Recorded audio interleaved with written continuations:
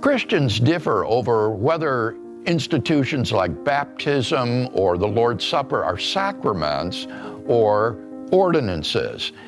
If something is an ordinance, that indicates that this has merely symbolic value. It's a rite that we carry out that has a deeper symbolic significance. For example, when you eat the bread and drink the cup, you are symbolizing your participation in the body and blood of the Lord, and hence in his atoning death on your behalf. It's a kind of participation in the death of Christ.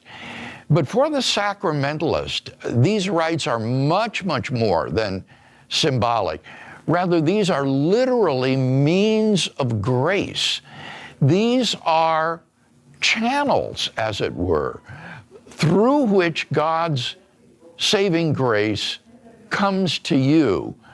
And so that makes it much more important to participate in these sacraments than if they were merely symbolic, because then you would be repudiating God's grace for you if you don't take the sacraments. They are like a water pipe through which the life-giving water flows. And if you turn off the spigot, so to speak, then you will not participate in the grace of God, and you will doom your soul as a result. So the sacramentalist has a much more serious view of these rites than the person who believes that they were ordinances. Now that leaves the question open and unaddressed as to whether scripturally they are best thought of as sacraments rather than ordinances.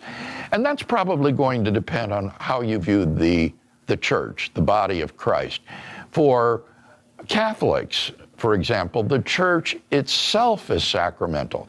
The church is the means of grace by which God's grace comes to humanity, and therefore to repudiate the Catholic Church is to repudiate God's grace.